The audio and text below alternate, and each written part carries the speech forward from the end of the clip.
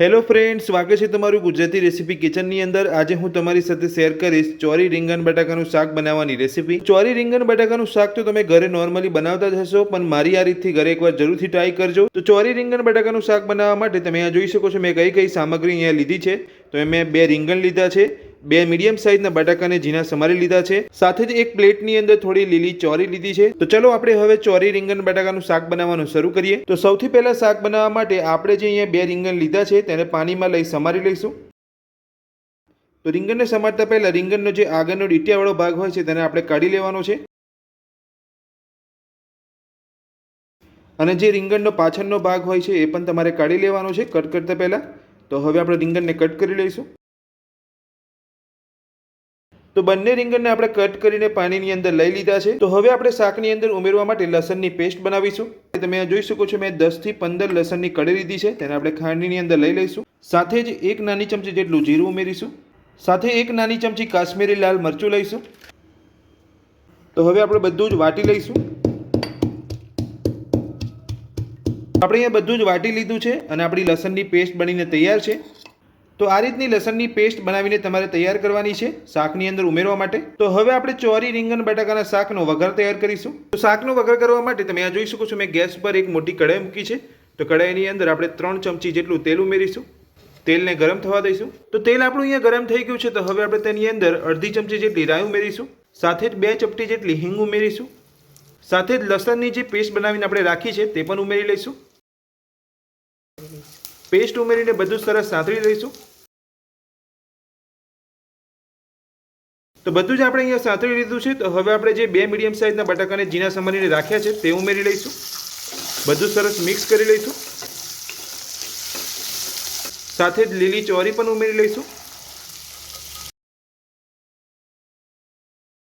તો સમારેલા બટાકા અને ચોરી ઉમેરીને આપણે બધું સરસ મિક્સ કરી લીધું છે। તો હવે આપણે તેની અંદર સમારેલા રીંગણ ઉમેરીશું।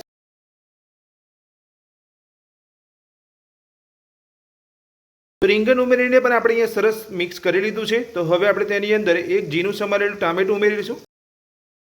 સમારેલા ટામેટા ઉમેરી લીધા પછી હવે આપણે તેની અંદર નાની અડધી ચમચી હળદર પાવડર ઉમેરીશું, સાથે જ 1 ચમચી ધાણા જીરું પાવડર ઉમેરીશું, અડધી ચમચી ગરમ મસાલો ઉમેરીશું, સાથે જ સ્વાદ પ્રમાણે મીઠું ઉમેરીશું।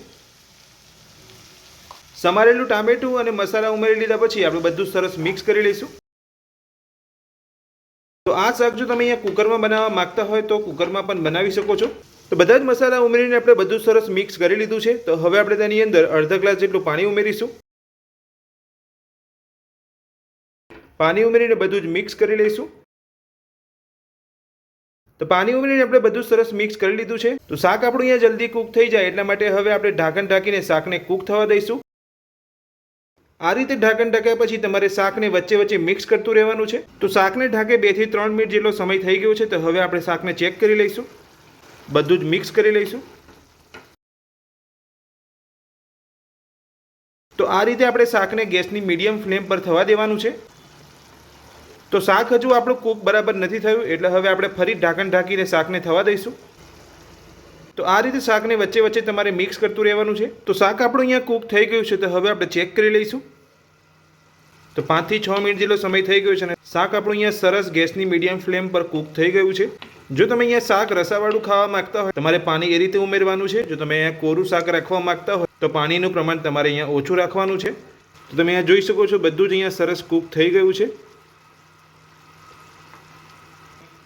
તો બધું સરસ આપણું અહીંયા કૂક થઈ ગયું છે। તમે જોઈ શકો છો ચોરી રીંગણ બટાકા તો બધું જ આપણે અહીંયા સરસ મિક્સ કરી લીધું છે।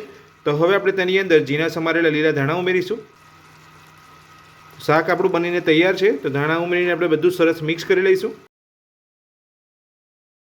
તો ધાણા ઉમેરીને આપણે બધું સરસ મિક્સ કરી લીધું છે। તો હવે આપણે ગરમા ગરમ શાકને એક પ્લેટમાં સર્વ કરીશું। તો ખાવામાં એકદમ સ્વાદિષ્ટ ચોરી રીંગણ બટાકાનું શાક બનીને આપણું તૈયાર છે અને આપણે એક પ્લેટની અંદર સર્વ પણ કરી લીધું છે। તો ચોરી રીંગણ બટાકાનું શાક બનાવવાની રેસીપી તમને મારી કેવી લાગી મને કોમેન્ટ બોક્સની અંદર કોમેન્ટ કરીને જરૂરથી જણાવજો। આજની રેસીપી પસંદ આવી હોય તો વિડીયોને લાઇક કરજો, ચેનલને સબસ્ક્રાઇબ કરી રાખજો આ જ રીતની નવી રેસીપી મેળવવા માટે। Thank you.